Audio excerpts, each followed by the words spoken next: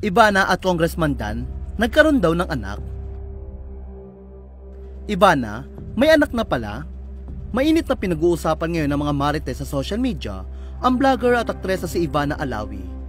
Ito matapos umugong ang chikang may anak na raw siya. Nagugat ang issue matapos mag-viral ang parehong walk-in closet ni Ivana at dating kongresista na si Dan Fernandez. Matatanda ilang taon ng usap-usapan na mayroong relasyon sina Ivana at Dan. Nabuhay lamang ulit ang issue matapos mapansin ng netizen ang walk-in closet ni Dan sa mga Get Ready With Me videos nito. Parehong-pareho raw kasi ito sa walk-in closet ni Ivana sa isang larawan nito. Dahil dito, tila nakumpirma na ng netizen na may relasyon sina Ivana at Dan. Samantala, sa vlog ni OG Diaz ay napag-usapan din nila ang issue ni Ivana at Dan. Sa kanilang vlog, isang komento mula sa netizen nga ang tinalakay ni OG, kung saan kinumpirma nitong hindi lang magkarelasyon sina Ivana at Dan, kundi ay live-in na raw ang dalawa. Aniya, my tita is friends with Dan Fernandez, brother's wife, and said that Ivana and Dan actually have something going on. They're actually living together. Nang tanungin nga ng kanyang co-host na si Ate Morena si OG kung naging sina Ivana at Dan ba, sagot ni OG, yan ang sinasabi noon pa kasi tingnan mo ang pagkakapareho ng closet. Hanggang sa nabanggit nga ng issue, may anak na sina Ivana at Dan. Ani Ate Morena, at saka yung issue na may anak na raw sila ni Dan Fernandez.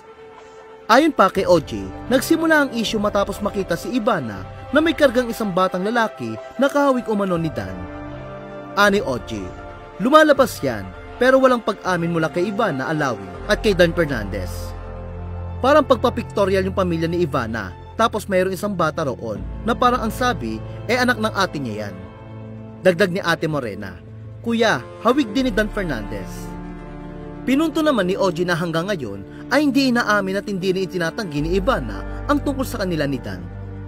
Dahil dito, maaaring may katotohanan nga ang issue dahil wala namang uso kung walang apoy. Ani OG, unang-una, walang pag-amin, wala ring denial.